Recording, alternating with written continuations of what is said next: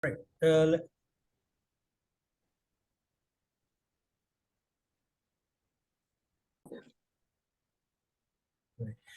Good morning, good evening, and good afternoon, wherever you are. It's deeply humbling to welcome you all here today in the Consortium of Indo-Pacific Researchers' second international conference titled Alliances and Partnership in the Indo-Pacific, Elevating Strategies and Interests. The conference is partnering with Wisconsin Veteran Museum USA, Amity Institute of International Studies, Amity University India, and American International University Bangladesh to achieve our goal of knowledge sharing. This is the fourth and the final day of the conference, and this panel will generate discussions on Bay of Bengal partnership in the Indo-Pacific. For this, we have a star panelist lined up today, and the key areas that we want to focus today would be some basic questions like, within the wider Indo-Pacific context, what are the geopolitical and geoeconomic significance of Bay of Bengal? Does this significance point towards contestation or convergence of interest of the key actors in the Bay of Bengal?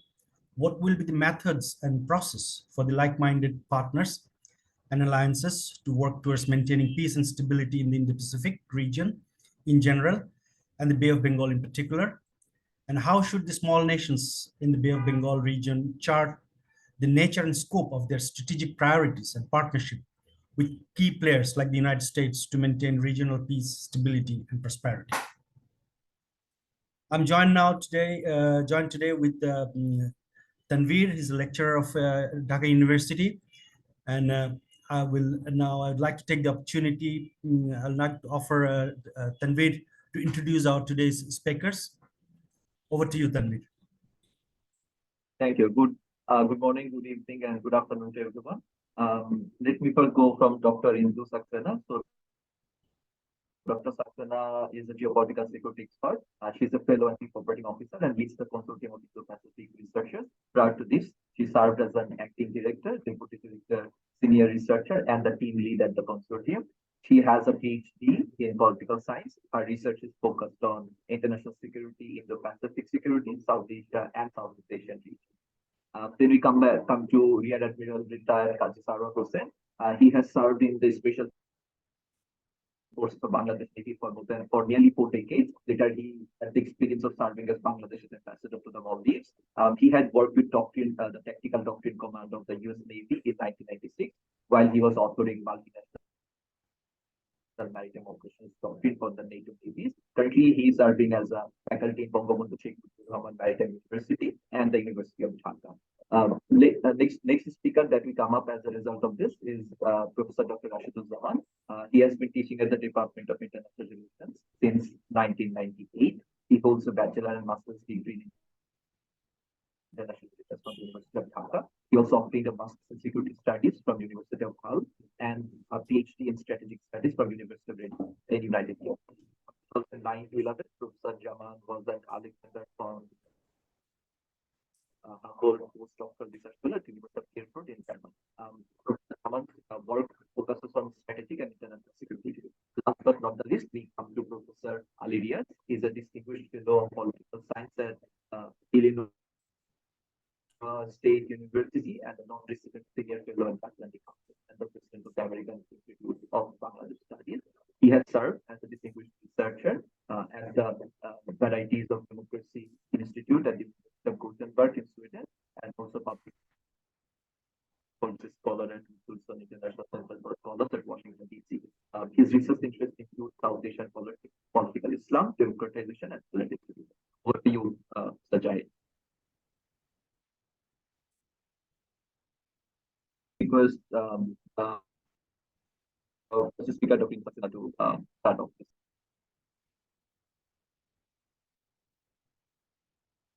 Over to you, Dr. Indu, for the opening remarks, please. Sure.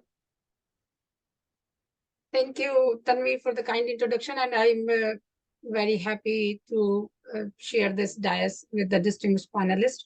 So the topic is the Bay of Bengal partnership in the Indo-Pacific. And Dr. Zahid, you framed the questions, the geopolitical and geoeconomic significance of the Bay of Bengal. First, I would start it like it's a location. What is the geopolitical location? The two things I would like to mention. One is the location and one is the timings. So where you are sitting and what is the timing? So we are sitting there in the Indian Ocean, is the northeastern part of the Indian Ocean. And the timings is where we see the competition and of course the cooperation too there, new dynamics, new security concerns there. So both are important with this region. If some says that it's due to the China's rise and China's US-China, of course, and it's true, US-China's rivalry and competition, and how India is playing a role and emerging it out of this competition. And what are the implications of the smaller states that you also mentioned there? So first, let me start with the actors there, who are the Bay of Bengal region actors in this: India, Bangladesh, Sri Lanka, Myanmar, and Thailand. And we all know, because Bay of Bengal was there, like we knew it, like it's not the new that we know that it's a part of the Indian Ocean. But why is this important at this point? Just I mentioned a few, like timing and location. So it connects South Asia and Southeast Asia. And we say that the countries of SAARC and ASEAN, they both comes with this, in this region, they connects it. And one side of this region, but I am focusing on Bay of Bengal, not going to the Indian Ocean as a whole. So one side is it's limits with the Sri Lanka, and on the another side, it's Indonesia. And the Bay has served an important trade shipping route. We all know about this, linking various countries in the Indian Ocean. And of course, we have, like yesterday, we discussed in our, and the day before yesterday in the AUKUS partnership, just in last 3 days, we have been discussing this. What are the concerns there? Is the state of Malacca is there, but it's a biggest shipping route that is connecting to the Middle East, to the Southeast Asia, to the East Asia. So yes, there are lot of things going on happening here. So with the geopolitical side, I just explained some kind of geoeconomics inputs are here. And I would like to mention one more point here, geocultural. So this is the Bay is a home of millions of people, of diverse culture and religions. You see that we are situated in a kind of diversity, where we see the cultures, religions, we see that civilization, and they have the unique features. And for certainty that humans have settled there in the Bay, and they are dependent on this on the Bay for their livelihood. And major cities that we know, that the port, we can say Chittagong, Kolkata, and Kakinada, Colombo. And we see that Kolkata is the airport since back in the past, in the history, since the East India Company, and older than that. And the most prominent islands in this bay are the Andaman and Nicobar Island. These island groups are separated the bay from the Andaman Sea. And why it's geostrategically important, this island chain? We know that. What is the contestation going on? India, China. We already know that. So and now India is investing hugely on Andaman Island. Why? Because the Cocoa Island, the Greater Cocoa Island, is there in Myanmar. And it's not concerning for India about the Myanmar, but what's concerning that China is building facilities over there. China is investing in the Cocoa Island. And what is the location of the Andaman Island group? To the southwest coast of Myanmar, 130 kilometers. It's so close. So though India possesses most of the Andaman Islands except Paris and the Coco Islands, but still, and we see that China's BRI, right? So I'm just that's a development. Yeah, it started as a development connectivity project, and of course most of the country benefited with this, but recently we saw it is faltering, and more than that, like we saw the economic crisis in Sri Lanka. I don't say that it's totally because of BRI. There may be some domestic factors. There may be some domestic corruption and maybe something else. But again, that I just want to focus on the that you say convergence and competition. So with this diversity, with this diverse culture of 64 largest marine ecoregion, more than 40 fish species, and yes, deltas, the rivers, many rivers empties in this bay, and the mangrove forest. And the most important thing that is like, it's not something like that's I'm just making it here. The Bengal tiger, whenever we see here in the Bengal tiger in the United States, we just stand. My kids stand it for some time. And look, there's a Bengal tiger. So that connects us. It's just I'm saying the connectivity that we people have. But again, there is contestation, there is a competition. And why this competition we are talking about that is growing. Let's say I want to shed some light on the India's perspective to the region in the light of Indo-Pacific.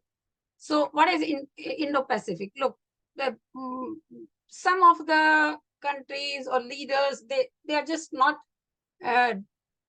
able to accept this Indo part in Indo-Pacific. Like I recently got the opportunity to hear the Sri Lankan president. So I say, what is this Indo? So look, yes, like 20 years ago, like there was China. We didn't see that much that US and India partnership. Now the India-US partnership is the reality. And why is this reality? Look, in 1998, when after the Pokhran nuclear test, when United States sanctioned India, it was the reality. Yes, and now it's the reality because not only for India, but also the regional importance. And we all know that India has a demographic dividend. India is a rising power, and the neighboring countries as well. So what India's approach is to contributing in this region as far as what I want to say, my analysis is that to contributing to build capacity and secure safety and security in the region. I will come to some more, I will come later to the challenges. What are the challenges there? Like India is just taking itself as the first responder and a net security provider. So what are the approaches there? India's neighborhood first policy, the Sagar outlook, and the approach to the extended neighborhood, what is the Indo-Pacific approach to the free, open, inclusive, and resilience. Because India always emphasized on the global good. India is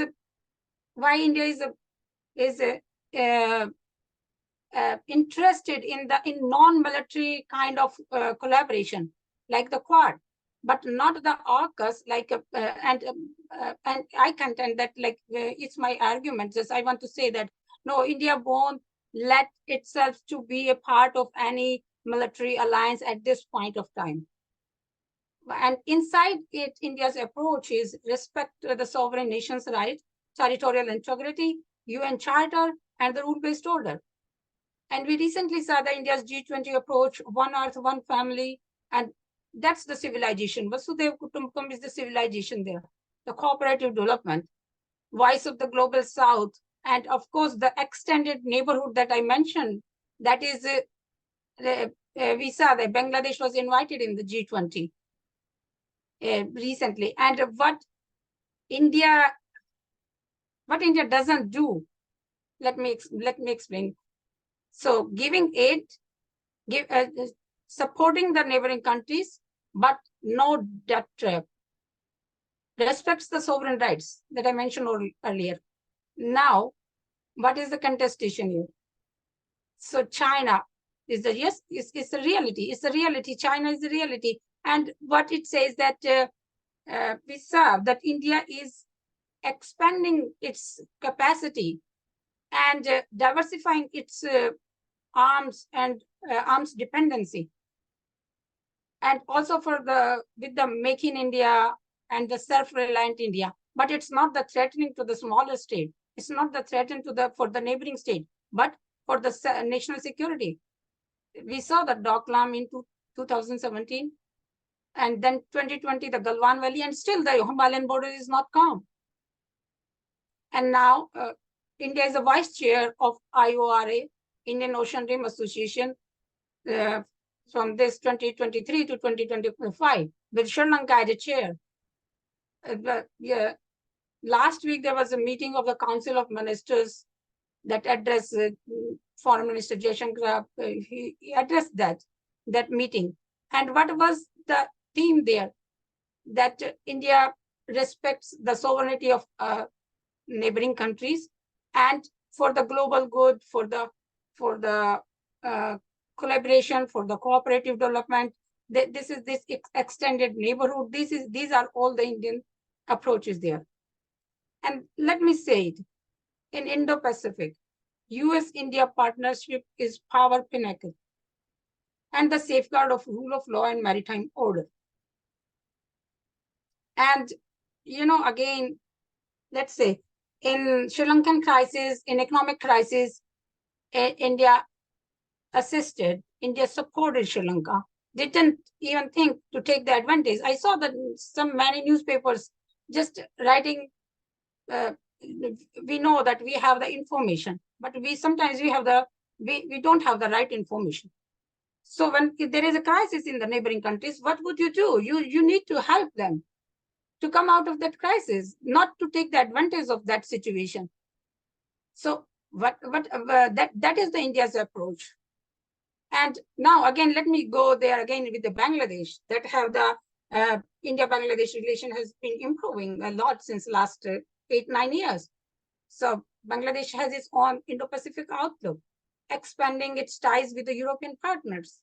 I recently wrote in the newsletter that Macron visited after the G20.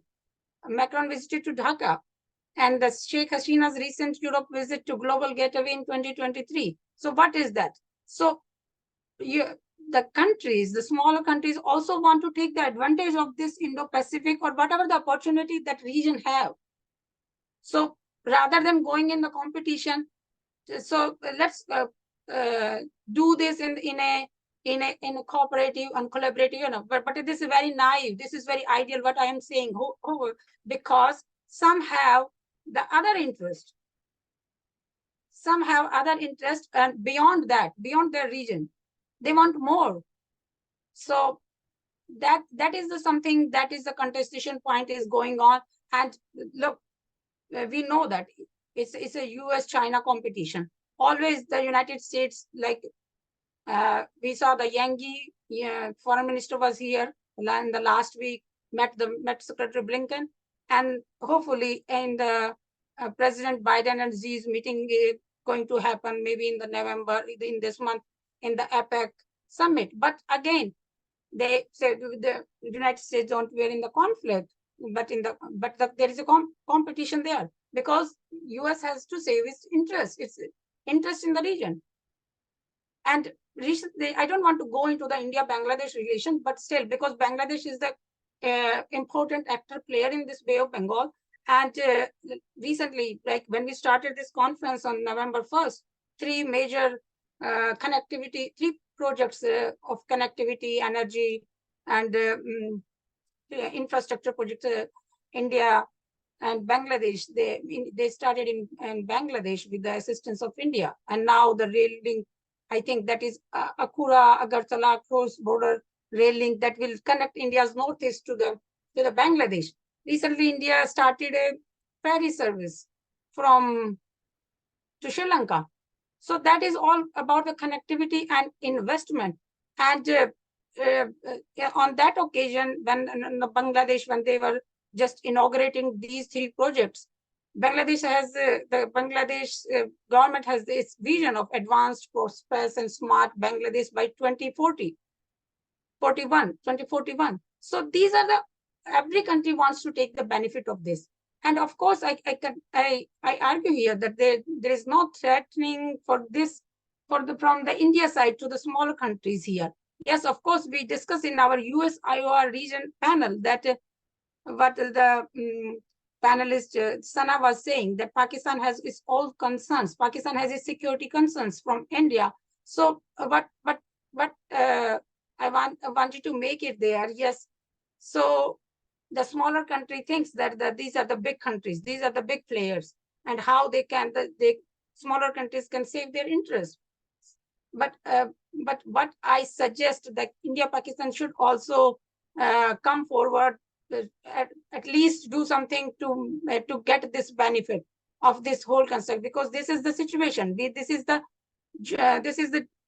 timings, and this is the location that we are there. Everyone is talking about the Indo-Pacific. Look, and the Secretary Blinken yesterday said he's on the 3rd visit of the Gaza. The Gaza war doesn't mean that we are losing that they are losing their interest from the Indo-Pacific. So, let me finish it saying that Indo-Pacific is an opportunity for the region, and hopefully that every country will get their benefit in this. And I will take more on the questions. Thank you so much. Great. I think with that positive note, I fully agree with some of the points that you make, particularly that the time and space in geopolitics is very important. Space is constant, but the timing is what comes in play most of the time. And in the case of Bay of Bengal, the timing is probably one of the crucial thing that under this intense geopolitical contestation, what is going to be the outlook and the nature and scope of cooperation and contestation in this area.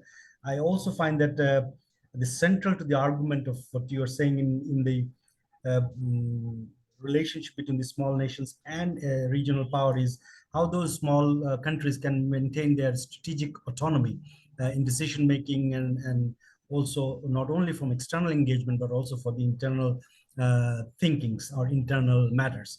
So with that, we'll move to our next speaker. I think Rear Admiral retired Kazi Sarwar Hossain, sir. Extensive experience, also as a former ambassador and now a scholar, probably is better suited to give us a more insight from a practical point of view, that when he was an ambassador, or how this diplomacy and this strategic autonomy in particular for Bangladesh was maintained or could be maintained, and in the particular context of Bay of Bengal. Over to you, sir, Rear Admiral retired Kazi Sarwar Hossain, sir. Thank you very much. Am I audible? Am I audible? Yes, you're now audible. Yes. Can you hear? Okay. Yes. Thank you, Chair. Thank you, Moderator. Good morning, good afternoon, and good evening from wherever you are listening to this talks of us. I consider it is a great privilege and honor to share the panel discussion with such an distinguished and esteemed group of panelists of international repute and scholars. If I am allowed to take the cue from Dr. Indu, whatever she said, and then build upon that, I guess I would start from the space of the maritime space that she was talking about. Now, the whole Indo-Pacific, the strategic construct, has a central theme of attracting the protecting and attracting the sea resources, and also the sea lines of communication that extend from the Indian Ocean to the Pacific Ocean and the great oceanic vast spaces that provide livelihood to billions of people, at least 1.5 billion statistically. So the maritime space that we are talking about is of greater importance for the littorals of the Indo-Pacific regions, specifically for the littorals of Bangladesh. Please accept my apology for the digital inconvenience that we are experiencing in this from my computer, but I seek your apology. I seek apology for this inconvenience. So the maritime space that we are talking about is of greater importance for the humankind and for the greater good of the humanity. The vast space of Indian Ocean and Pacific Ocean that are connected through the waterways have benefited the civilizations since the ancient days.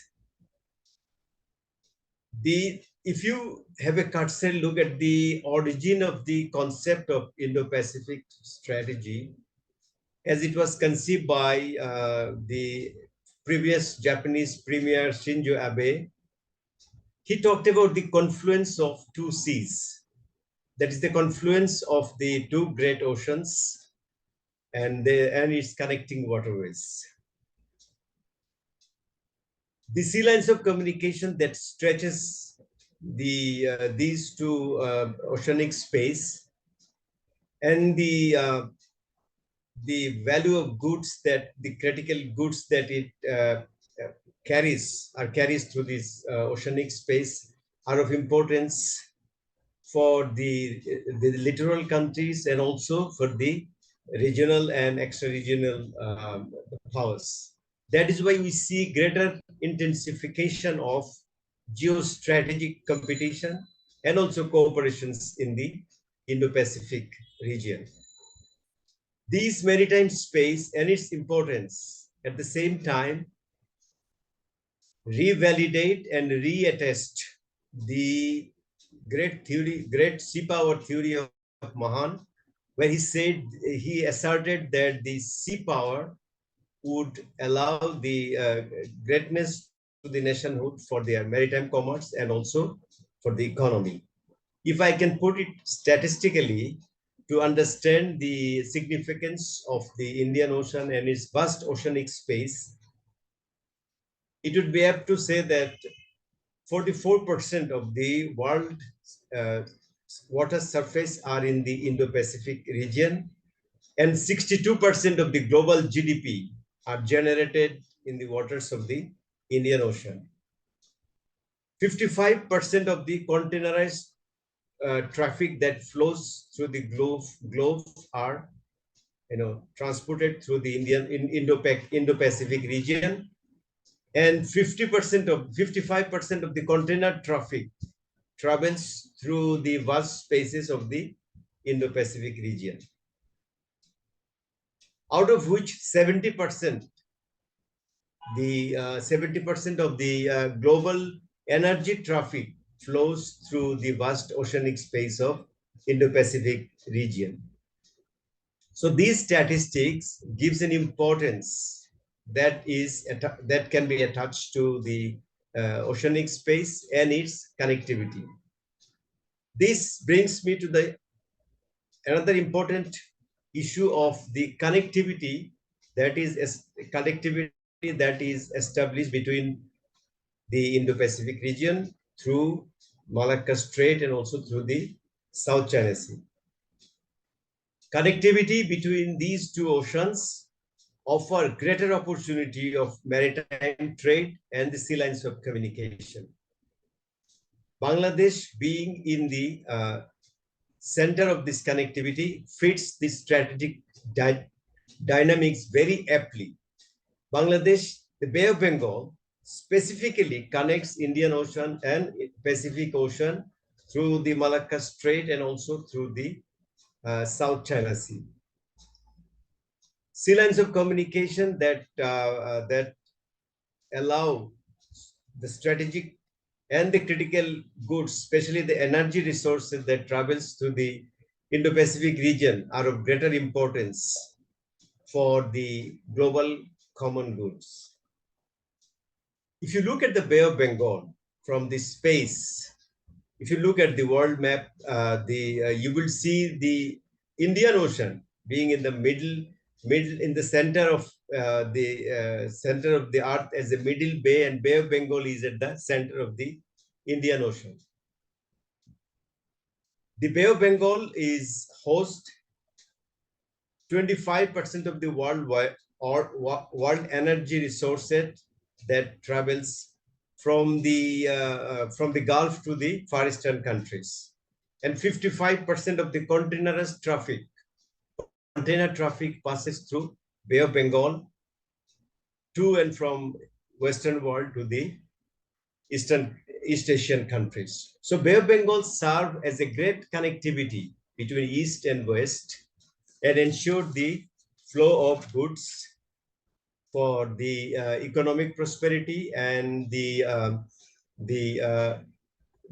technological achievement, the digital acceleration, and all kind of other activities that is going on in the vast sea space of the Indo-Pacific region. If I'm allowed to read 3 statements very briefly, one of the statement was given by US Deputy Secretary of State, Mr. Stephen Biegun, during his visit to Dhaka in October 2020. He mentioned that Bangladesh will be a centerpiece of our work in the region. The Japanese ambassador to Dhaka, Ayoto Naoki, mentioned Bangladesh, located in the Bay of Bengal, is a vital country in geopolitical terms, and it needs to utilize its geographical advantage to increase economic opportunity fully. The Chinese ambassador to Bangladesh, Li Jiming, he said it is highly expected that the PLA and Bangladesh Armed Forces continue to strengthen exchange and cooperation and jointly write a new chapter on safeguarding world peace and development. Now, these 3 statements that I just read out highlight the importance of the location of the Bay of Bengal in the greater Indo-Pacific construct. As far as the present situation is concerned, the Bay of Bengal is in a crossroad of the overlap between geopolitics and geostrategy. The recent crisis in Ukraine and the ongoing war in Middle East has again proved that the vitality of the logistic chain, especially the maritime traffic that carries the critical energy resources, can change the strategic dynamics of any region for that matter. This brings me to another important dimension, that is the maritime security aspect. As a commander at sea, I often are challenged with the maritime security threat that comes in the form of traditional and non-traditional security that we experience at sea. The maritime security dynamics in the Bay of Bengal is experiencing an intensified rivalry between the competing powers to exert their influence, to exercise their influence over the maritime resources, and also the maritime traffic that flows through the Bay of Bengal and the greater Indo-Pacific region. The increased seaborne activities in the Bay of Bengal has raised a number of security challenges in varying intensity and dimension. The Bay, being a part of the greater Indo-Pacific region, is witnessing an unprecedented interest from the global power to project their military and diplomatic strength. As far as the traditional maritime security is concerned, the littoral countries of the Bay of Bengal are facing with the three challenges. Number one challenge is the strategic ambivalence that exists in both the security narratives of the Indo-Pacific strategic construct and Belt and Road Initiative. Number one is the strategic ambivalence. Number two is the gray zone warfare strategy. And number three is the increased militarization of the Bay of Bengal. In the context of the strategic ambivalence, often we are faced with the situation where, yes, sir. Just time, please, sir. Okay, I'll take 2 minutes. In the strategic, in the issue of strategic ambivalence, I can cite an example of the legal instrument of United Nations Convention of the Law of the Sea, because at sea, the UNCLOS 1982 is the legal instrument to execute the legal jurisdiction of countries. Now, United States often talks about the freedom of navigations through the various waterways, but they did not ratify the UN Convention on Law of the Sea 1982. Now, if they do not ratify the UN Convention, how can you imply the UN Convention on Law of the Sea in settling the maritime disputes and also in settling the freedom of navigations through the South China Sea and also in the Bay of Bengal? The second point I wanted to talk about is the gray warfare zone strategy. Now, in the context of the gray warfare zone strategy, let me give an example of some of the maritime accident, the maritime collision that took place in the South China Sea. Very lately, in October 22, a Philippine resupply vessel has had collision with the Chinese Coast Guard vessel. Similar incidents of collision and near collision took place in South China Sea. I request you to insist a minute, sir. I'll take two more minutes. Just give me 2 minutes. So we're running short on time. So if I may... This kind of maritime accident can also happen in the Bay of Bengal area, which has the potential to blown into a crisis situation and also conflict. And we see the increased militarization in the Bay of Bengal and also visit of warships and submarine in the port of Colombo in Sri Lanka and also in Pakistan, Karachi in Pakistan. So this kind of presence of submarine and warships in the Indian Ocean, especially in the Bay of Bengal, can be cause of concern for the littoral countries of the Bay of Bengal.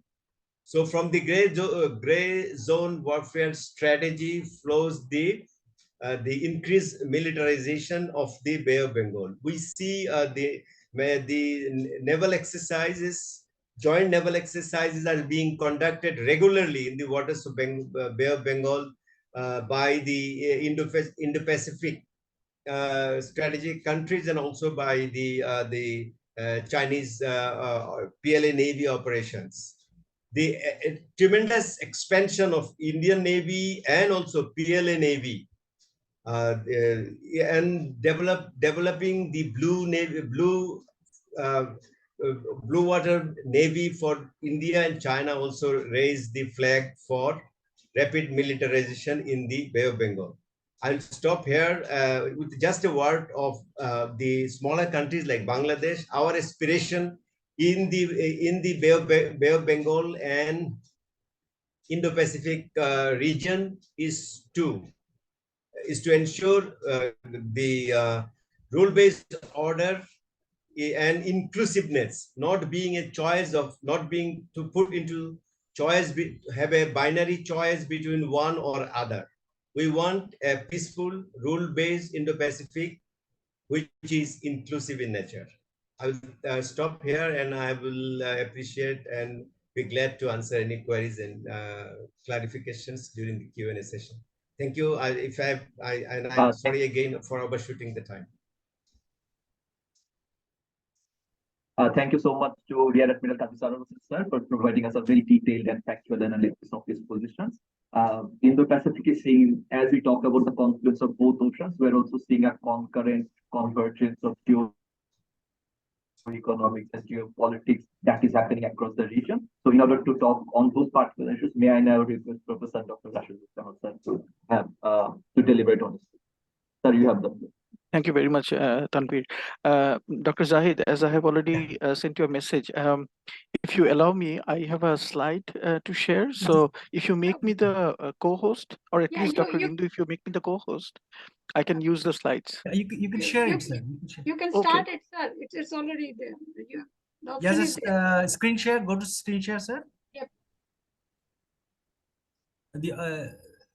The access is already given. Okay, so is it visible? Yeah, it's coming. It's coming. Wait, just give us a few seconds.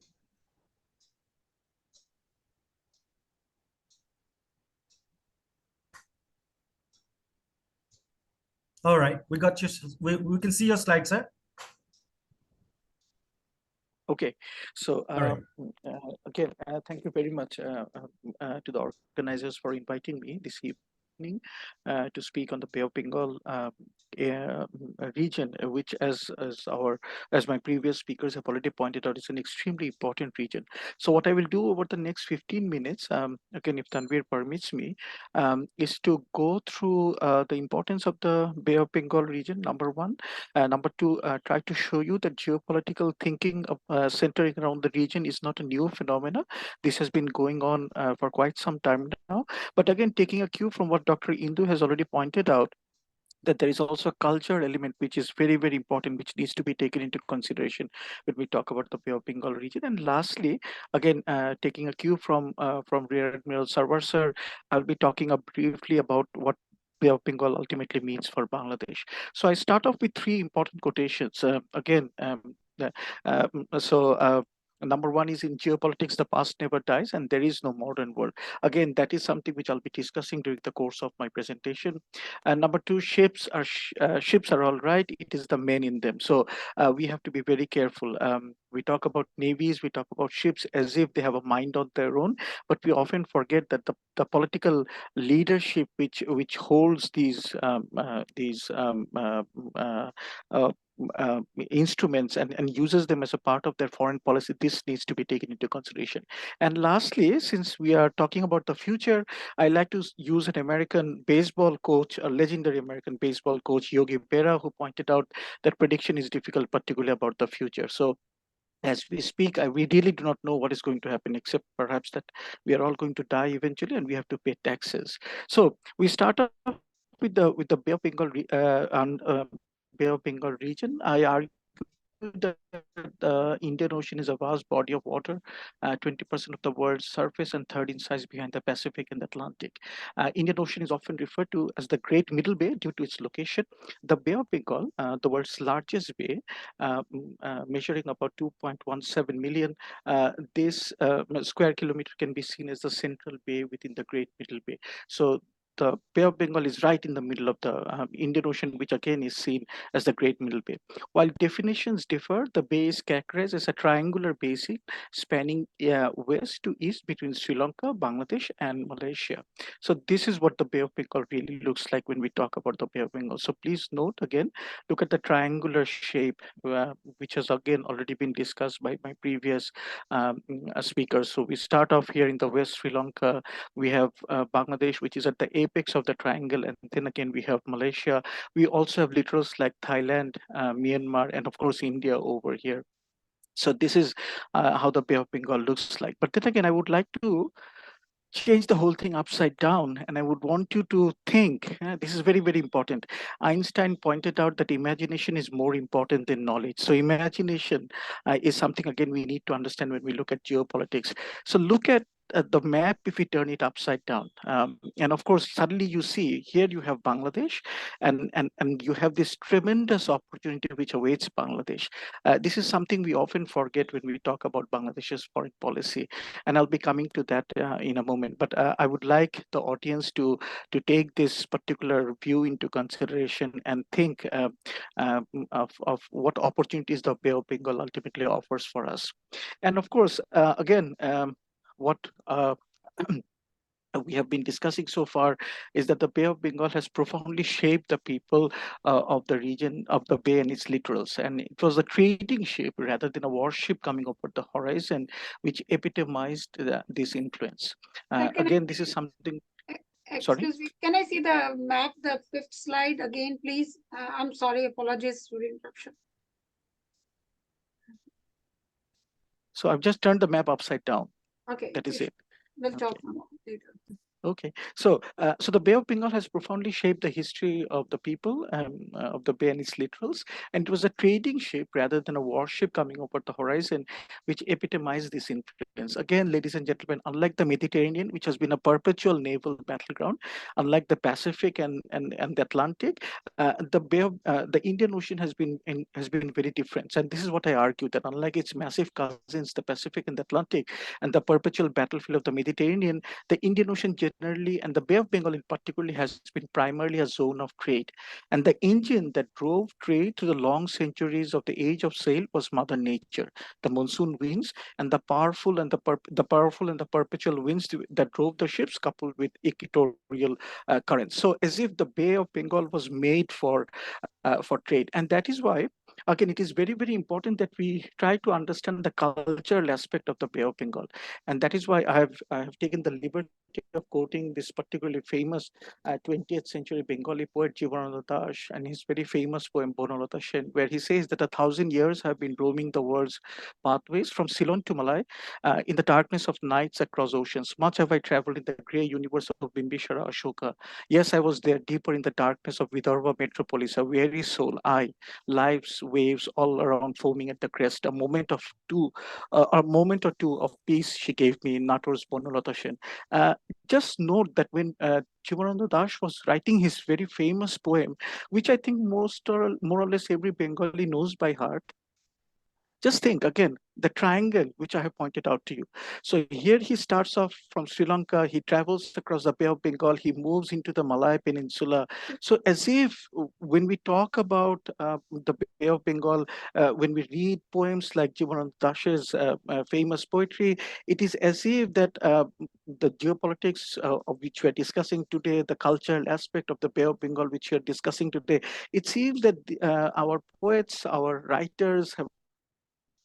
And again, I would like to remind you that if you read Rabindranath, for example, if you read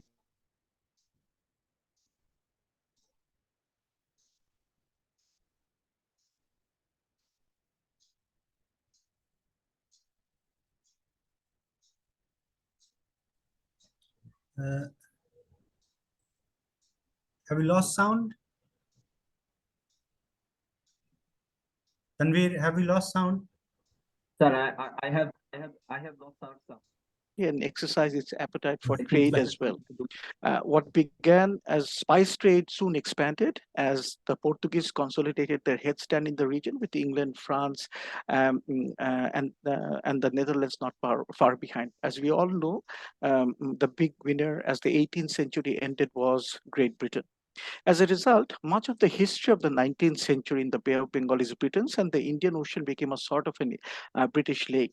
There was a wide realization on the part of the British that they needed to control the sea lanes to control India. Every English viceroy reiterated to the crown his need for sea power to ensure dominance.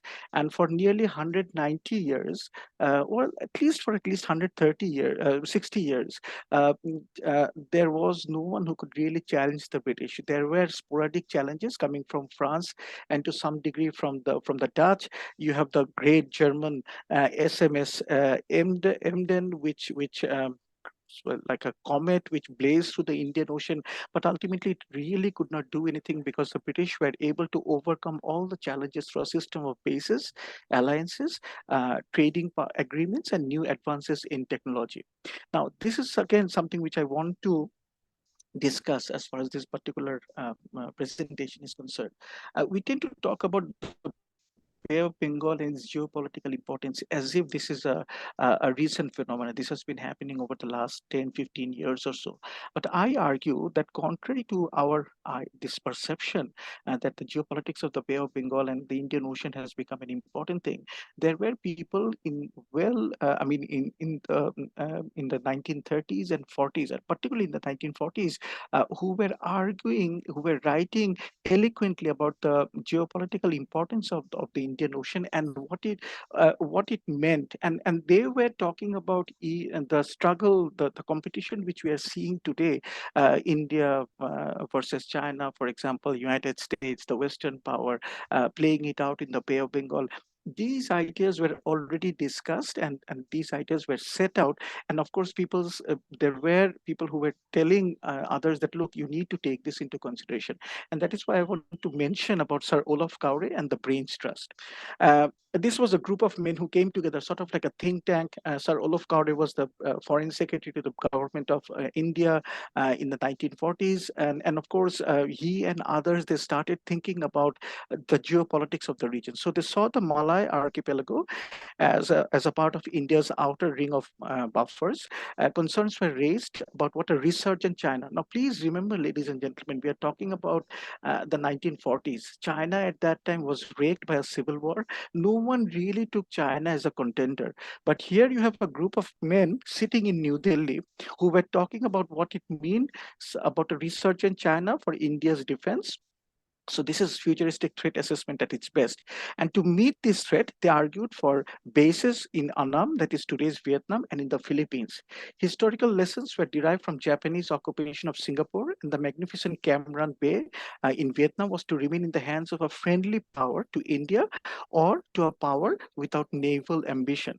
Again, ladies and gentlemen, remember this group of people were talking in the 1940s, 1942, 43. So again, futuristic threat assessment at its best. But of course, it was through the writings of K.M. Panikkar that the views of the Brains Trust attracted widespread attention. His classic, which I would suggest everyone to read if they want to understand the Indian Ocean, India and the Indian Ocean, an essay on the influence of sea power on Indian history, highlighted the significance of the geopolitics of the Indian Ocean. Of course, among the various scenarios, the rise of China as a maritime power and its implication for the security of the Indian Ocean was examined. China on the rise, Panikkar argued, would make Burma a contested zone between the two Asian giants. Again, I remember what Dr. Indu Saxena was talking at the very beginning of today's webinar, and I thought that, okay, I hope she doesn't preempt me by talking too much about Myanmar. But again, this is Panikkar in the 1940s. So Panikkar also argued for having a suitable island cover as an advance base. So the possession of the Indamans and Nicobars gives protection to the East Coast and secures adequate control of the Bay of Bengal. So the question is, again, ladies and gentlemen, why talk about Cowray? Why talk about Brains Trust, K.M. Panikkar today? Answer, I think it was provided by a Roman poet, Horace, who said that, why do you laugh? Change the name and, of course, the stories about you. So as I said, I mean, if you forget Panikkar, if you forget Olaf Cowray, if you forget Sir Francis Tucker, but of course, if you start talking about the main actors today, you will see that they're arguing along similar lines. So that is why I said the think of the Quad, AUKUS, Indo-Pacific, BRI, string of pearls versus the necklace of diamonds, and ask yourself, what did Cowray and Panikkar not say? Of course, this is what has been going on. I will just end by looking at what Bangladesh is going to face in the days ahead. The Bay of Bengal and the Andaman Sea host some of the busiest sea lines of communication at the entrance of the Strait of Malacca. Again, Rear Admiral Sarwar has pointed this out during the course of his presentation. As long as China, India, Bangladesh, and Burma were looking inward, the Bay of Bengal seemed a backwater and attracted little strategic attention. In the coming years, the Bay of Bengal and the Andaman Sea are likely to loom larger in the maritime calculus of China, India, and others, forming the hinge between the in Eastern Indian Ocean and the South China Sea, the waters of the Bay of Bengal and the Andaman Sea will become critical for the security of the sea lines of communication in the Indo-Pacific. Bangladesh, a littoral state of the Bay of Bengal, has historically played a marginal role in regional and global politics. Despite being a maritime nation, the maritime considerations has been absent in the country's foreign policy formulation process. The resolution of maritime disputes with its neighbors has placed maritime considerations in the heart of its foreign policy, and the country has moved from a land-centric regionalism to a maritime-centric regionalism over the past decade. Again, the point which was raised by Dr. Indu Saxena at the very beginning of today's presentation, we are looking at regionalism, but this is going to be a maritime-centric regionalism. And this is what Bangladesh has been talking about for the last 10 to 15 years. The transformative shift represents the country's ambition to become a middle power in regional and global affairs with a critical objective to achieve security pluralism in the Bay of Bengal region. Being a littoral state of the Bay of Bengal, Bangladesh sees the bay as its connecting corridor to the outside world. Again, remember the upside down map which I showed you. You immediately realize that this tremendous opportunity for Bangladesh as far as the sea is concerned. So the significance of the bay in Bangladesh's national and foreign policy, just give me 1 minute. So the significance of the bay in Bangladesh's national and foreign policy is not only determined by trade, connectivity, and economic consideration, but also linked by the very nature of the country's physical geography. Bangladesh is surrounded by India on all three sides, making it effectively India-locked. And this is again something which is a harsh reality for Bangladesh. But the Bay of Bengal is Bangladesh's only window to uninterrupted global connectivity. Bangladesh has long been described as a small state international system. Its decision to pivot the Bay of Bengal and the adoption of a maritime-centric foreign policy stems from its desire to exercise greater decision-making in the regional and global order. The core objective of Dhaka's maritime-centric foreign policy is to establish a more stable, peaceful, and multilateral cooperation mechanism in the Bay of Bengal.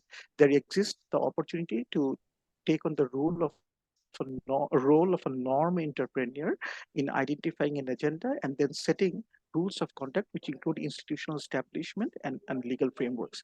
A contentious issue in the Bay of Bengal is the formalization of security cooperation, both the traditional and in non-traditional frontiers. Security cooperation is a dangerous word in today's world. It creates problems. It creates a buzz amongst the littorals. So sphere of influence, net security provider, zero-sum game are terms which we'll be hearing more in the days ahead. For Bangladesh, this is not something which we would like to do. We would like to have a pluralistic security architecture. That is our preferred option. Security pluralism is rooted in the concept of cooperative security, where security is best achieved through multilateral frameworks. That is security with rather than containment and deterrence, that is security against. Multilateral stakeholder participation in providing security is better suited for Bangladesh's vision of an integrated, stable, and rule-based Bay of Bengal. Thank you, ladies and gentlemen, for listening to me. Thank you so much, sir, for such a wonderful presentation. We are never surprised, or we are never out of surprise when Rashid speaks. So if I may add a corollary to the statements that you made,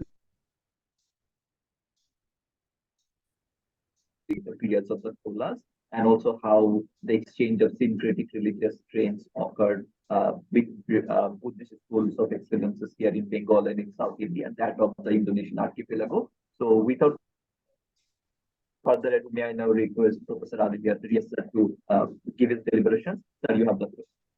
Thank you, Tanvir. Thank you to Zahid for giving me this opportunity to be part of this very esteemed panel. It has been a wonderful time for last hour or so, as I have learned quite a few things. But most importantly, what I would like to highlight is where Rasheduzzaman's one of the maps that I was talking about, how do we describe Bay of Bengal, particularly in the context of, if we take it literal states, basically Bangladesh, Myanmar, India, and Sri Lanka. But that's not what Bay of Bengal is. The triangle that Rasheduzzaman was referring to, which looks into on the Maldives and all the way to Malaysia, this triangle that we're talking about. But in the broader sense, when we're talking about the Bay of Bengal, in the present situation, as well as previous ones, and I would come back to the previous situations, In the current context, the Bay of Bengal is not seen, cannot be seen as separate entity from the convergence of Indian Ocean and the Pacific Ocean. Given this Indo-Pacific structure in the sense of that how the global security as well as geopolitics is being understood. That's why all of us, whenever we are talking about, we're referring to Indo-Pacific in the broader sense of the term. What is interesting is that this is not new. Rasheduzzaman has mentioned some of this, but if you look at the whole history of it, until 1947, to be precise, you would see that Bay of Bengal remained a principal actor in terms of its face towards Indian Ocean because of the trade, as well as, to a certain extent, ensuring the security of the British Raj. Subsequently, when the nation states emerged, India, Bangladesh, India, Pakistan, the independence of Myanmar and subsequently Sri Lanka and all sorts of nation states emerged. What happened is the fragmentation of interest that practically took away the importance of Bay of Bengal and larger major Indian Ocean as well. Despite the imagination, despite the consideration of the previous, almost a century, what we saw post-1947 until recently, that Bay of Bengal and Indian Ocean in general, but mostly Bay of Bengal, remained completely out of the conversation of both trade and security architecture that has emerged in Asia Pacific. So why am I mentioning that one? Because as we are trying to see the future or taking into account what the history tells us that in large measure, Indian Ocean and Bay of Bengal in particular have not been a site of major contestation until recently. It remained connected, but it had a dominant power in, despite some of the challenges coming from Dutch for 190 plus years that Rasheduzzaman mentioned have been dominated by British, which means that what we're witnessing, not only despite this rupture in between 47, let's say 2000 or something, or perhaps 1990s, for almost 50 years, there's a rupture period where we saw that it has lost its significance and there's no dominant power that has remained. India appeared to be a dominant power, but given the maritime power of India and India's focus elsewhere, the trade and other security concern, it has never been the dominant player in Indian Ocean, so to speak, and it has never focused on the Bay of Bengal as such. So when we're talking about now with respect to the significance of Bay of Bengal, we're actually not only going back to history, we are challenging the history as well, because now there is no definite dominant power at this moment, right? That is why the contestation is coming. That is where we see, because of the trade, and again, I don't have to go through the statistics that we already know how important the region has become, the Indo-Pacific region, particularly the maritime one. Now, here, if we would like to see going forward, where should we focus and what are the things that we see is a major concern? One of the key things that is with respect to developing an architecture, both in the context of security, but most importantly, an architecture of cooperation among the countries, especially, whether it is, we see it as a triangle or larger triangle, that if you put it, what needs to be an essential point is the economic cooperation, connectivity, and particularly having shared the economic growth that is taking place in the region. Unfortunately, if you look at the Bay of Bengal as a part of the growing organizations, speak of these various kind of structures that we see with respect to economic cooperation, none of them tends to be actually taking Bay of Bengal very much into consideration. A very unfortunate thing, but very real too. Because if you look at, say, APEC, it doesn't, even if you look at the membership and their focus towards, where do we see it? It doesn't actually look towards the Bay of Bengal. Rather, its focus is towards the East and Southeast Asia and beyond, right? So with respect to APEC, APEC is not the forum that would actually provide this kind of economic cooperation, trade, and other cooperation that requires the littoral states and beyond the littoral states to come into it. Then if you take the RCEP, for example, again, RCEP is, despite this wide and expansive nature of it, we don't see that Bay of Bengal littoral states that are a part of that. Bangladesh has not signatory to it. Whether they would do it, the political question that I may come later. Then if you look at precisely the failures, I would call failure, if not, even if you don't want to agree with me on the failure part, definitely ineffective situation with the BIMSTEC, which was much more focused towards the Bay of Bengal kind of. That didn't actually take off much. So the economic cooperation frameworks, so that the other one is the BCIM that has been discussed but didn't go far.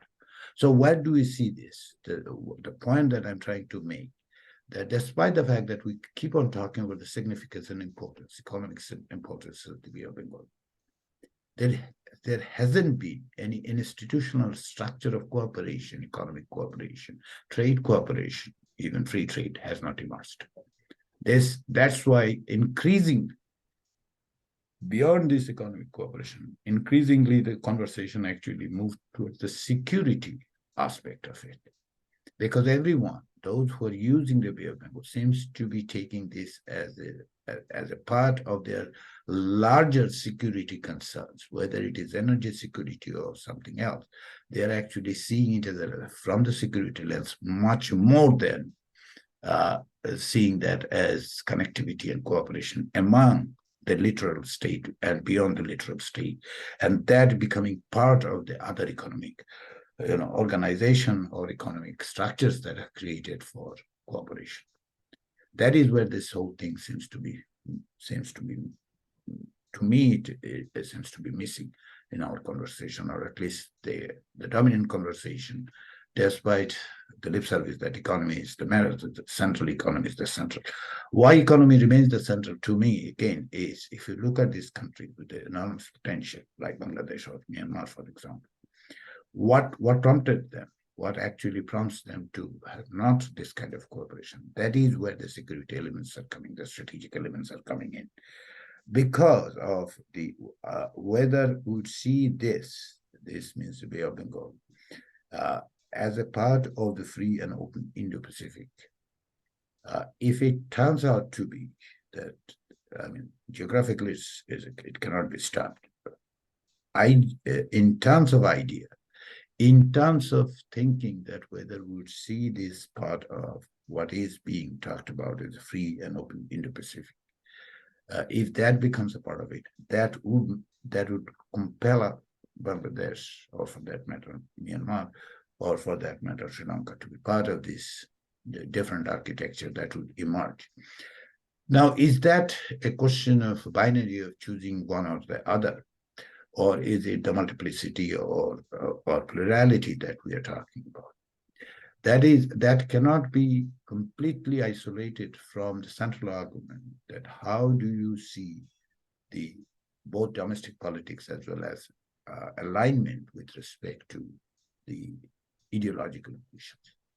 Because when we are talking about free and open Indo-Pacific, and particularly when we are talking about the rule-based order, now the rule-based order cannot be established out of nowhere.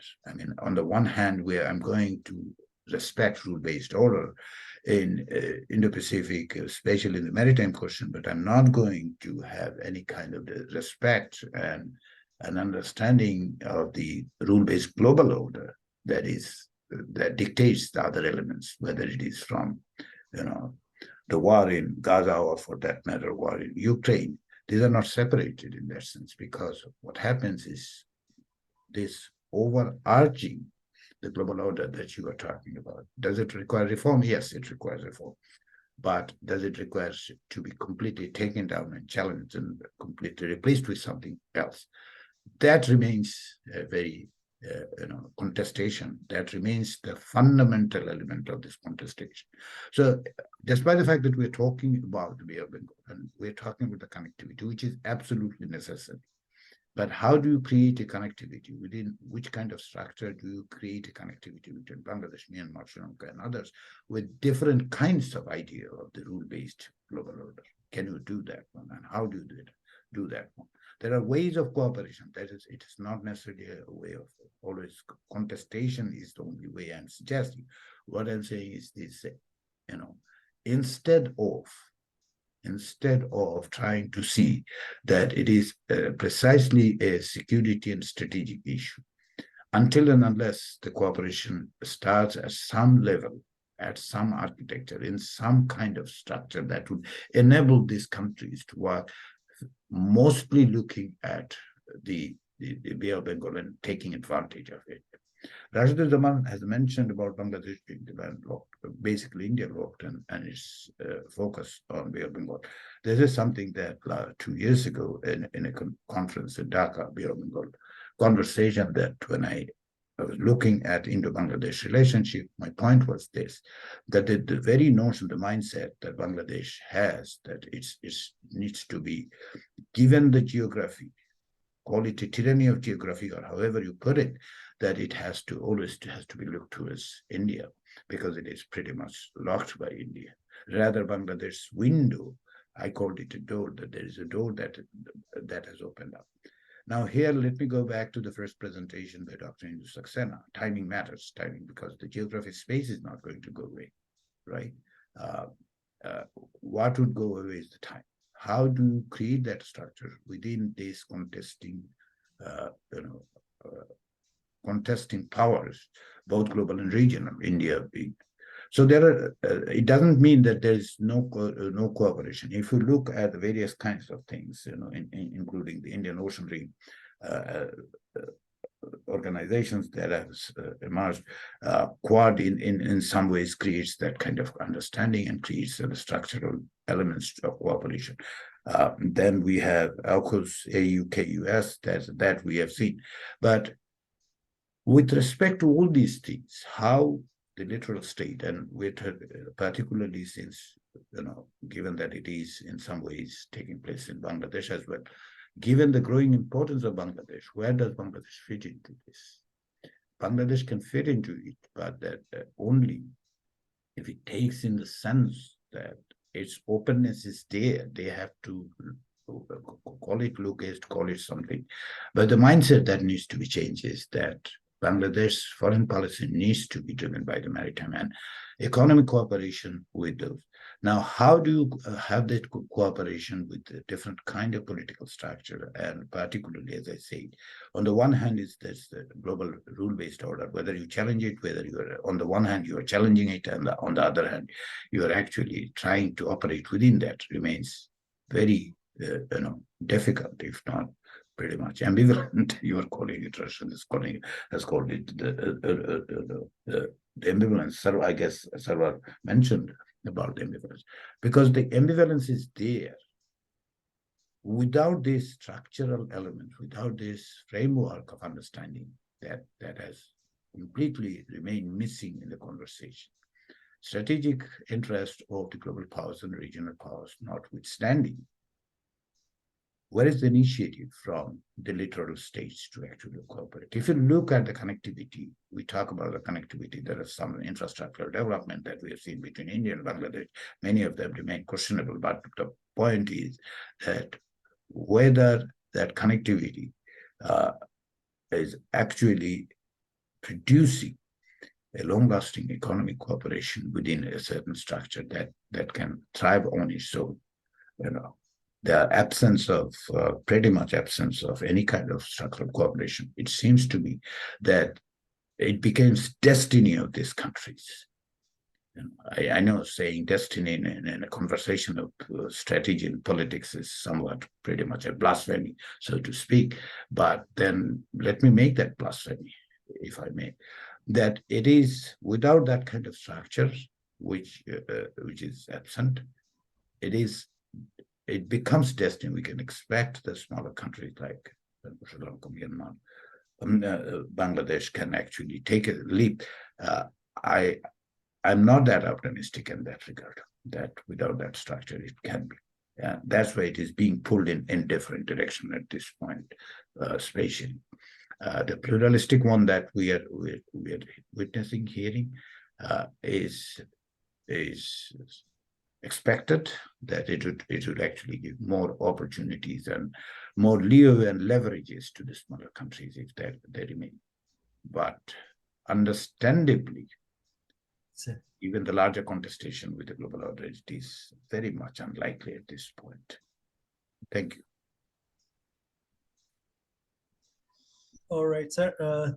Thank you very much for that brilliant remark, sir. I can see Chris has also joined us. Chris is the co-chair of this conference. Very good to see you, Chris. Right now, let's just move on to the Q&A. Do we have any question from the audience? Anyone from the audience? You can raise your hands and then ask a question. If not, or till the time you start making up your mind.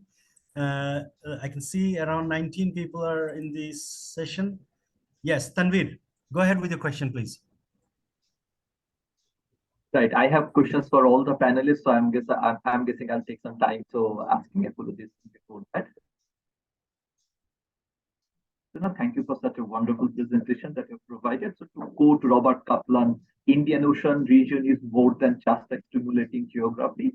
So it is also kind of an idea that allows us to see the world holds in regards to its old and newer structures. So my question to you would be, how or what kind of collaborative approaches India has so far taken or India intends to take to create kind of like a true maritime partnership in the POB littoral areas? So that would be number one to Dr. Saxena. Then I'll come back to Riaz, Admiral, Sarwar, sir. So my question to you would be, what approaches should smaller states like Bangladesh take in order to ensure that they emerge as net security providers rather than being simple consumers of security provided by otherwise bigger states in the region? My third question would be to Professor Rasheduzzaman, sir. So first, I would like to have an evaluation of the respective maritime strategies of the POB littoral states and what can smaller states like Bangladesh, Sri Lanka, or Maldives do to enhance their own respective powers in this regard, in the particular region. And finally, coming back to Dr. Riaz, sir, thank you for such a mind-opening articulation that you have provided so far. So Freedom House report has portrayed most of the countries in South Asia to be partly free, except for Afghanistan, which is not. And if we look into the broader Asia Pacific region, about 56% of the population of 4.3 billion is seen as someone who belongs to partly free or not free countries, right? So we see an emergence or a re-entrenchment of authoritarianism happening across this broader region, to speak in this pattern. So in terms of international relations, we understand that alliance behaviors are generally shaped by security concerns. However, there is also a commonality of values that stems towards this common threat perceptions as well. So keeping Europeans aside, we can see that the domestic reshaping of Japan and South Korea happened as a result of the American tutelage or as a result of the alliances structure that was provided on them. So specifically asking the question, what I would like your deliberation on is that how would alliance behaviors in the broader POB littoral area or Indo-Pacific shaped by domestic political development? Thank you. Tanvir, could you please repeat my question? Tanvir, please. Tanvir, repeat the question for Indu. Question for me. Oh, right. So my question to you was, what kind of collaborative approaches India has taken or India intends to take to create a true maritime partnership in the Bay of Bengal littoral area? Okay, so a true maritime partnership, like the word "true" is very big for me. Like it has a wider meaning of the being a true partner. So because Bangladesh is aligned with the China, like in the BRI project. So there's a lot of investment from China as well, and the India is also looking towards Bangladesh as an important partner. Nowadays, I have been seeing, like I wrote a article on 2 years ago in India, Bangladesh, when the 75 years of anniversary. So, I just want to connect with this, the Quad. Like the Quad will say IP, Indo-Pacific Maritime Domain Awareness. So that is a one structure there that Dr. Professor Ali also mentioned that about the Quad structure, and it's for the region as a whole. It has a lot of clauses there. So what is the maritime awareness, the surveillance, and the freedom of navigation, and many more things, unreported, illegal fishing, and all these things. So what I mentioned here, that it will be the beneficial for the region as a whole. That what the Quad is taking the structure of the global good, not for any particularly for any one country, because but I see that Bangladesh is the maybe sometime and in the near future and the Quad Plus member, because at sea that India's that Bangladesh importance towards in the Bay of Bengal, in the Indian Ocean region, and aspiration as well. But again, the domestic politics that I would like to mention here, because Bangladesh has election and India is also the election. So, and many South Asian countries have their general election there. As the leadership changes, maybe there are little changes comes, and maybe sometimes the progress that is going on, that is delayed. So these are some factors, though. I would also like to mention that economic architecture that was missing, that Professor Ali mentioned that, but I see, because I don't know, I'm a more optimistic. I'm a kind of more positive taking to the region. So because like see the connectivity, but I see that northeastern region of India to connecting to the Bangladesh now at this time, like it could have done it before, right? But still, so when travel with the people and transportation, that makes economy. When I am going from here to the Chicago, because I have to buy something from there, because I can't take everything from my stuff, and definitely I need it. Definitely I have to buy, and then I bring something from again at my place. So this makes the economy, and maybe the countries are heading towards that. And I'm not sure that the SARC and BIMSTEC, SARC is like, of course, Pakistan is there, but BIMSTEC, that is not working well.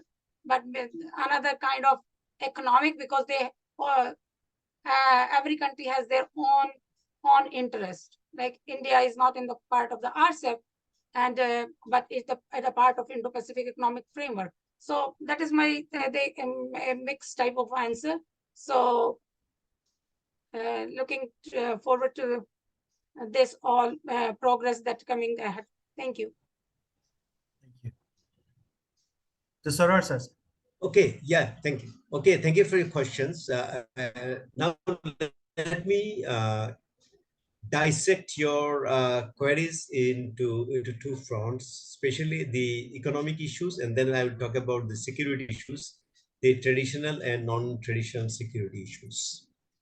On the economic front, I see the importance and the participation of Bangladesh in the regional economic architecture on three specific front.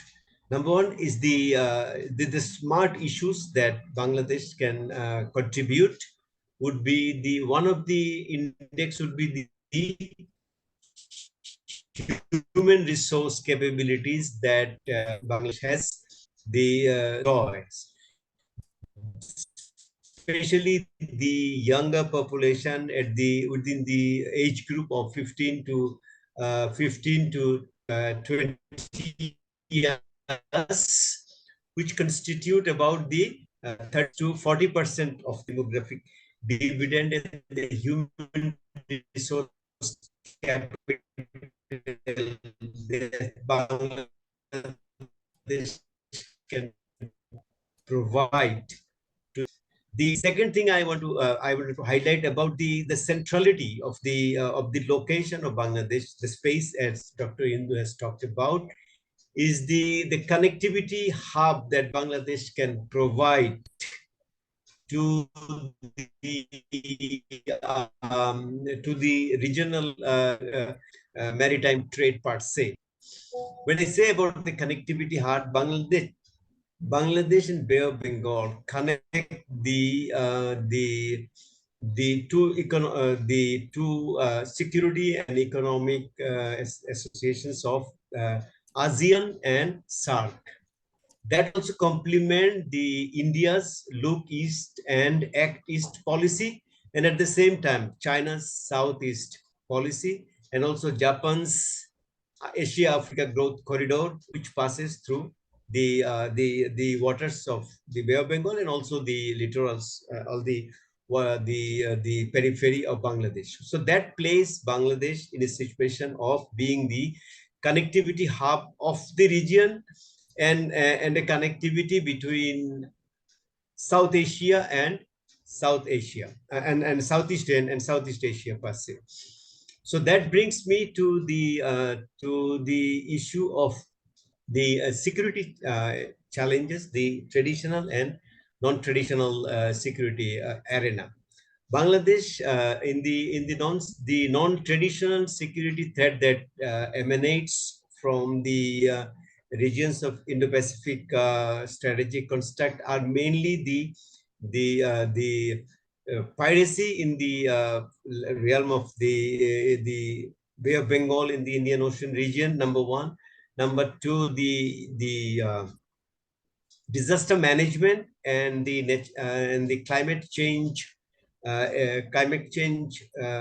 issues that are impinging on the non-traditional and traditional security at some stage in the region as a whole, and also in the global scenario. As far as the piracy is concerned, Bangladesh had been and is still continuing its effort to curb piracy in the Indian Ocean region, in the Strait of Malacca, in and around. You'll be appreciating that there is a greater effort of integration in between the region, keeping Bangladesh as the center for combating piracy, which affects the human security and also the economic security of state. So in the case of piracy, there are organizations like RECAP and the regional cooperating agency for combating piracy, and an exchange of information and intelligence to execute the anti-piracy operations and activities in and around the Bay of Bengal and also in the greater Indo-Pacific region. In this anti-piracy drive, Bangladesh can and would continue to provide some services to the overall region. Secondly, you understand the climate change induced maritime disaster that are taking place in and around the Indian Oceans and also in the greater Indo-Pacific region. Bangladesh government per se and its other institutions which are responsible for combating the maritime disasters, especially, for example, the tropical cyclones, cyclone-related disaster, and also the sea level rise. Bangladesh has been in the forefront and is a role is an example in managing the climate-induced maritime disaster. So this is an area where Bangladesh can provide its resources and its knowledge resources in the overall security architecture of this region. Also, finally the human smuggling, which is human trafficking per se, which is a global pandemic at this point of time. Bangladesh has experienced the effect of human trafficking to and from Bangladesh at the same time. To Bangladesh in the form of we know about the Rohingya this displaced Rohingya refugees in Bangladesh in the tunes of about 1 million who are staying in Bangladesh as illegal immigrants. So there, Bangladesh has certain capabilities to share with the regional countries, and Thank you, also sir. and this is where I see Bangladesh can participate. Thank you. Thank you. Thank you, sir. Now we'll move to Professor Rashid with the question. Thank you. Tanvir, if I can request you to repeat the question which you asked about Bangladesh. Unmute, please. Sorry, my apologies. My specific question regarding Bangladesh was what kind of maritime strategies can smaller states like us take to enhance their respective powers or national powers as well? Okay. Thank you. I think, of course, building up a navy is not a simple thing, unlike other branches of the armed forces. It takes time, and of course, the most important thing is that one has to be oriented towards the sea. Again, naval platforms are extremely expensive. They provide you with assistance only when bad things happen. But then again, it is like buying insurance. Most of the time, we do not like to buy insurance because we do not expect bad things to happen to us. So in a democracy, the problem with the Navy is that you are paying money for expensive ships, which most likely will not be used anytime soon. So it is very difficult for the political leadership to sell, and of course also for the naval leadership to sell the importance of the Navy to the population. So this is something which I think most of the countries around the world, they face this problem. And Bangladesh is also no exception to this. So this is something which needs to be taken into consideration whenever we talk about Bangladesh's maritime strategy, how Bangladesh looks at protecting its interest. I think the war in Ukraine has opened up new opportunities. If you have been following what has been happening in Ukraine, particularly in the Black Sea, the way the Ukrainians have used on crewed drone boats. That is again something very interesting, how they have been able to use land-based anti-ship missiles, particularly with the ship with the sinking of the Moscow. This is something I think which holds a lot of lesson for navies across the world. So this doesn't necessarily mean that the day of capital ships are over, but of course it means that we have to understand naval battles, particularly within confined areas, in a very different way. And as the Ukraine war proceeds, I think there will be a lot of lessons for navies across the world as to what it means to have capital ships and other different types of equipments, particularly drones, artificial intelligence, land-based anti-ship missiles. And of course, also another very important thing is that the ship sank not only because it was hit by a missile, but more importantly because of the poor quality of the naval of the crew on board. I mean, they did not know how to go for firefighting. So again, this is something which is very important, that when you leave a navy to rot, then eventually when push comes to a shove, bad things are going to happen to your ships. I think this is a lesson for countries across the world. Coming back to some of the issues which were raised over here, I would like to remind the audience one very important thing, and that is we tend to look at navies, we tend to look at bases, we tend to think that automatically when country X or country Y looks at a particular country, becomes friendly towards that particular country, that means that bases are opening up, ports are opening up. But please remember one very important thing: without ships, bases do not mean anything. Without ships, ports do not mean anything. Country X, Y, Z. I think the best example of this would be Singapore in 1942. If you look at what happened in Singapore, Singapore was taken from the land side, number one. Number two, the Navy, the Royal Navy was simply not there to protect Singapore. So again, this is something which we need to remember when we talk about the Bay of Bengal and also the wider Indian Ocean, when we become, I think, at times too obsessed with this whole idea that a particular country or any particular country, XYZ, they have approached this particular country, and hence they're going to open up bases over there. It is very difficult to sustain naval bases in the long run, and this is something which needs to be taken into consideration. And another very important thing, which I think most of the Bangladeshis speakers have already pointed out, Northeast India is ultimately going to be the beneficiary of what is happening in Bangladesh.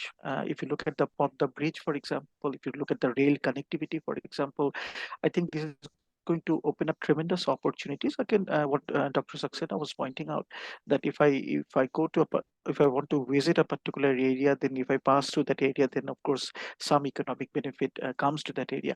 I think instead of some, there will be a lot of opportunities, particularly because Northeast India, China, again, China is what, about 150 miles away from Assam.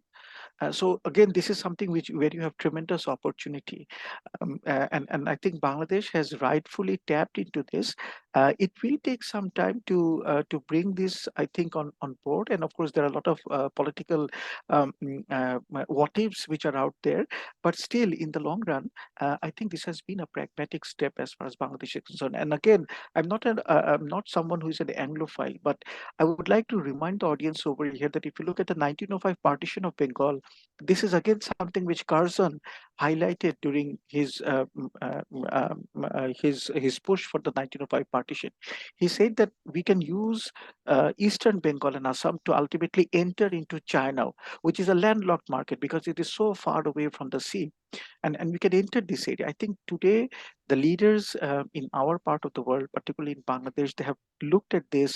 So when you see these infrastructural diplomacy which is taking place, the infrastructure development which has taken place, this is ultimately going to bring benefit not only for Bangladesh, but also particularly for India and Northeast India. So when we talk about BRI, yes, BRI has its problems. There are a lot of pros and cons about BRI, but I think in case of Bangladesh, Chinese assistance to Bangladesh and Chinese development of Bangladesh's infrastructure will benefit in the long run alongside Bangladesh also. I think this is something which we need to take into consideration when we look at China's role in Bangladesh. But at least that is my take on the issue. We can have a debate on this. Thank you very much. Thank you, sir. Now, can we move on to Professor Ali Riaz, sir, for your remarks about the question? Yes. Thank you. I understand the question that Tanvir raised is with respect to the domestic political structure, how that is going to impact the alignment and realignment.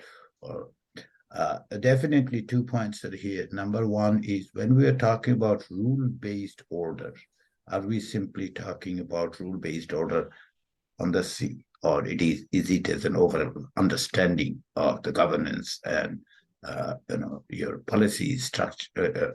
Strategic as well as other policies.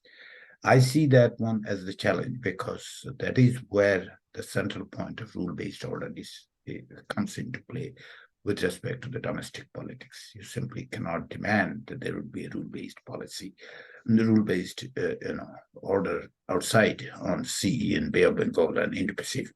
On the other hand, you still keep on talking about very a non-inclusive political structure. That is why these challenges that we are witnessing currently, and in some cases, most of these challenges comes from because of the domestic political alignment that we have seen. That's why going to the second point, which I previously mentioned, that on the one hand is the cooperation of economic structure, and it is not about the binary. It is plurality, but on the basis of what?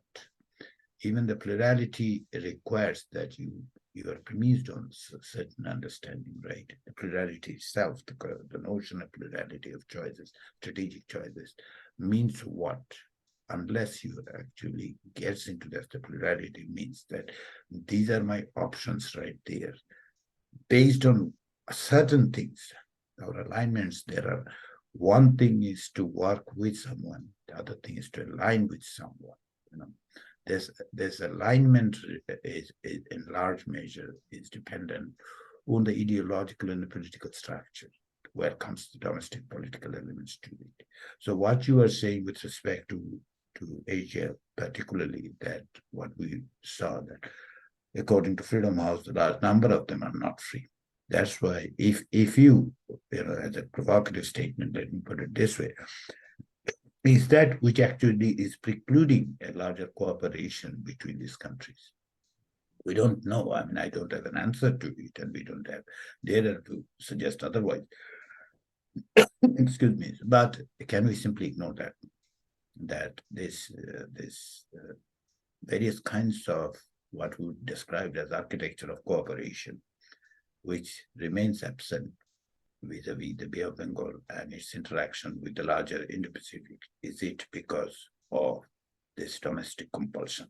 And it's not only you were talking about the not free situation, but there are other things. Say, for example, with ethno-religious tensions that you can talk about that we see with respect to many of these countries in Asia Pacific, particularly in case of South Asia.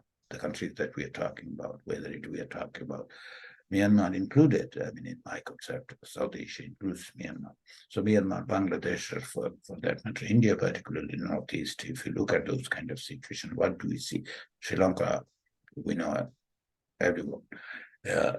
So all these things gives us, for a moment, at least should give us a pause to think whether the domestic politics, where does it play into? To me, it plays into whether this understanding of reality is based on global rule based on a global order, and it's on that premise we would interact, whatever the country we're talking about, whether Sri Lanka or Bangladesh should interact both at its maritime and strategic understanding of Bay of Bengal and Asia Pacific within itself and its other alignment too. Okay, thank you. I think we have had a very detailed and excellent deliberation on the topic, and a couple of very good ideas and also pointers that came up from this discussion, like a pluralistic security structure for the area, connectivity, and of course there are the areas of cooperations, some of which were clearly identified. But I'm afraid all thing has to end. All good thing also has to end. But before we end, we have Chris Krakowski with us to say the final words. He's also the co-chair of this international conference. Chris, over to you, sir. Thank you very much. Good morning, good afternoon, good evening, which is kind of my standard thing at this conference because of everybody's time zones. I apologize for joining late, but what I heard was a really good conversation, and I look forward to hearing the rest of it on the recording later. As somebody who's written a book on the 1943-44 India-Burma campaigns, I was heartened to hear the discussion and the tone of which it was taking, particularly the emphasis on history, but also the emphasis on geography. And it's often easy to overlook around the world that in many ways the Bay of Bengal is the intersection of and the hinge of the Indo-Pacific, just like Myanmar and Thailand are, and in Eastern India are in on land in many ways. The Bay of Bengal is the hinge in the ocean and is of vital interest to many places. And people sometimes forget that until the tyranny of geography, as we've heard in other panels, reminds them of that. So I appreciate everybody's perspectives today. I think it's a great conversation. Just in closing, I did want to mention, if we want to continue the conversation, I would encourage you to check out our podcasts, check out our writings on Indo-PacificResearchers.org on our website. We are inviting submissions. So I've heard several things on here that would either make great podcast episodes or make great submissions. And I would encourage you to further expand on these thoughts and get them out there. And so there's a lot more that you can explore there. We've got a lot going on. And I would invite all of you, speaking of history and speaking of some of the conversations that we've been having, our final panel is this evening and it's looking at U.S. alliances from a historical perspective. It's myself and our military history team that is going to be doing that, and that is, I believe, Indu's 6 o'clock Eastern. So 6 o'clock Eastern, whatever time zone you're in, whatever conversion that is, I hope you all can join us as we conclude this great conference. But I really appreciate everybody's perspectives and look forward to continuing the conversations and the next time our paths cross, either in writing and podcast or whatever. But thank you for your support today. All right. Thank you, Chris. Thank you. And with that, and with a very big thanks to all our esteemed panelists, let us end this. And you can now stop recording, Indu.